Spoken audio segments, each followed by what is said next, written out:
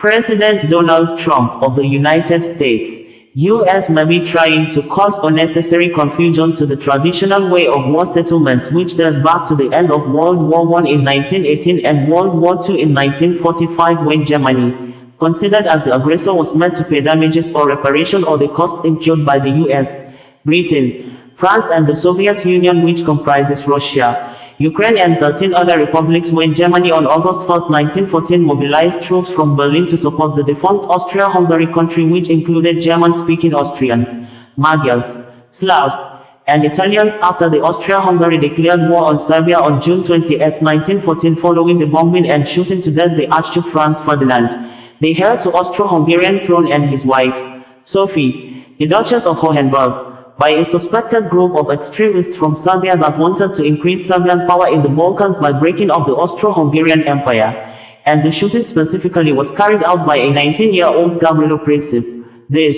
Russia came to the aid of Serbia, and with the support of other countries like Britain and France, Austria-Hungary was defeated after so many deaths, especially on the side of Serbia's civilian populations, and at the end of the World War I, Germany was meant to pay the damages and costs of war as the aggressor, and on September 1, 1939, Adolf Hitler of Germany, who is considered a nationalist extremist, on his apparent quest to expand Ayran race in Europe, invaded Poland, a border country whose people were considered inferior and powerless people, likely the same way Vladimir Putin of Russia may have seen Ukrainians. The action of Adolf Hitler forced Britain, France, US, and the Soviet Union to declare war on Germany on September 3, 1939, and the defeated Germany at the end of the World War II in 1945 after Adolf Hitler and his top generals refused to surrender and reportedly committed suicides inside their underground bunkers after millions of deaths, especially Jews. And in order to make Germany unable to attack another country again, Britain, France and US occupied West Germany, including West Berlin, for years with capitalist economy system, and at the same time, the Soviet Union occupied East Germany, including East Berlin, with communist economy system, and Germany, considered as the aggressor, was again meant to pay the damages or the costs of the World War II, which Germany has struggled to pay up to 2010, and it may be clearer that no victim of World War I, Serbia and World War II, Poland was apparently meant to pay debts or sign economic deals for the costs incurred by the countries that came to their aid. This may justify the action of Donald Trump requesting Ukraine to sign rare earth minerals deal with the US as criminally exploitative demand, and Donald Trump pushing the narrative that Europe will get their money back and US will not get its money back is simply and half-truths meant to mislead the public. Like President Emmanuel Macron of France recently corrected Donald Trump at the Oval Office that Europe is not getting the money back from Ukraine, that Russia is the one to pay them back the money, most especially from the seized Russia assets in Europe, and the US under the immediate past President Joe Biden seized billions of dollars of Russia assets confiscated to finance US aid to Ukraine. Interestingly, Vladimir Putin of Russia, who is also considered as a nationalist extremist like Adolf Hitler of Germany, on February 24, 2022 in a world news broadcast, made it very clear that he decided to declare special military. Vatican on Saturday says the head of the Catholic Church, Pope Francis, slept well on Friday night and now resting after he had had a breathing crisis on Friday afternoon, which led to him vomiting, making the 88-year-old pontiff to be supported by a breathing machine. Pope Francis slept well and is resting, according to a Saturday morning statement from the Holy See Press Office, according to the Vatican news media. The Holy See Press Office said on Saturday morning that Pope Francis slept well and spent the first part of the morning resting. After a quiet night, the Pope is resting, said by the Holy See Press Office in a statement.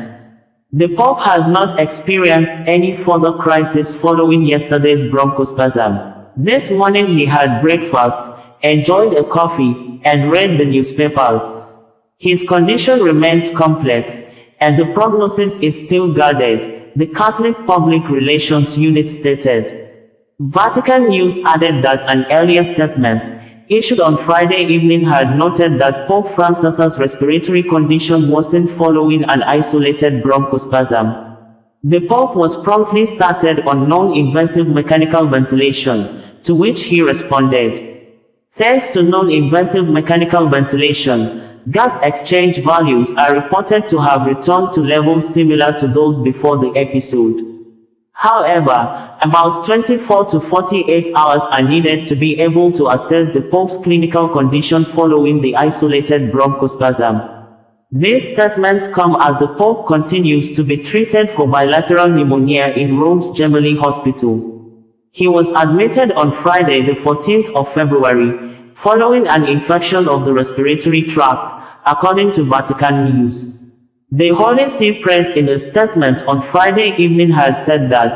the Holy Father, this afternoon, after a morning spent alternating between respiratory physiotherapy and prayer in the chapel, experienced an isolated episode of bronchospasm. This caused an episode of vomiting, which led to him inhaling some and a sudden worsening of his respiratory condition.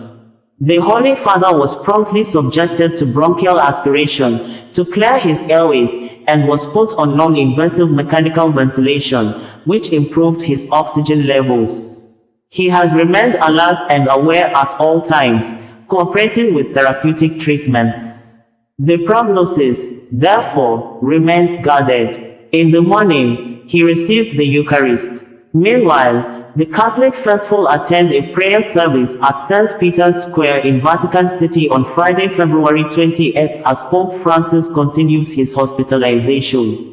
We had reported that the Vatican says Pope Francis is still experiencing complex or chronic health conditions that affect multiple parts of his body systems, but the head of the Catholic Church is resting calmly since on Thursday, adding that the prognosis or the likely outcome or the forecasted outcome of the current health conditions of the Pope is still guarded. This, as local media had earlier reported that the Pope confided on some of his aides that he may not make it alive, with reports of some Catholic officials already rehearsing for his funeral. Ukrainian President Volodymyr Zelenskyy has told United States US President Donald Trump that Ukrainians don't need just a ceasefire from President Vladimir Putin-led Russia, but a complete end to the war, which Ukraine's security will be guaranteed from further or future invasions from the neighboring rival European country, adding that he was in the United States to sign rare earth mineral deals as drafted by both countries' teams, which included Ukraine's security guarantee, making the statement at the Oval Office on Friday afternoon according to American local time, when the meeting went smoothly, friendly and calmly for more than 35 minutes until the US Vice President J.D. Vance interrupted and brought in U.S. internal political matters into the Russia-Ukraine issue by thus condemning the administration of the immediate past President of the U.S., Joe Biden, for always appearing before the press to accuse Putin and Russia of bringing destructions to Ukraine without an act of diplomacy to peace path, which he said the current President, Donald Trump, is trying to achieve. And the Ukrainian President, Volodymyr Zelenskyy, quickly responded and asked the US Vice President J.D. Vance what kind of diplomacy is he talking about, reminding the Vice President that Putin has been destroying lives in Ukraine for years during the era of previous presidents before Joe Biden, including 2014 when Russia took over Crimea, to 2022 and 2019 during the first tenure of President Donald Trump, when he signed a ceasefire peace deal with Putin, but the Russia president broke the ceasefire and continued to destroy lives in Ukraine. Obviously and apparently annoyed, Vice President J.D. responded by accusing the visiting Zelenskyy of coming to the Oval Office to disrespect U.S. sitting president in his office, adding that no president in the world has ever done that before in the Oval Office. The full length of the meeting video footage and the Fox News interview with Zelenskyy shortly after the Oval Office meeting ended with heated arguments and series of crosstalks are published in full in our audio and video versions of this news reportage. During the heated arguments, Donald Trump said he gave Ukraine Javelin missiles to destroy Russian tanks during his first tenure in office, saying, Barack Obama only gave Ukraine sheets or cloths for Ukrainian soldiers to dress their belts, when Zelenskyy said nobody stopped Russia when for years Putin has been destroying lives, people's houses and other properties in Ukraine. Accusing Zelenskyy of being disrespectful to Americans, Donald Trump said that if not for the US, Russia would have finished Ukraine in a matter of 2 weeks when the war began in 2024. adding that Zelenskyy needed to sign the ceasefire peace deal, as he is not in a good position now to say otherwise because his people and soldiers are dying and Russian bullets are flying, causing more destruction to the country. Zelenskyy said he has far more respect for President Donald Trump and the entire American people, and he has always been saying thank you for the support Ukraine has been getting from the US since the war began. That he is President Vladimir Putin that is selling the act of disinformation to President Donald Trump and the world that Russia has destroyed everything in Ukraine. Adding that Ukraine is still living. School children still go to schools, although difficult, but sometimes they do attend underground classes and receive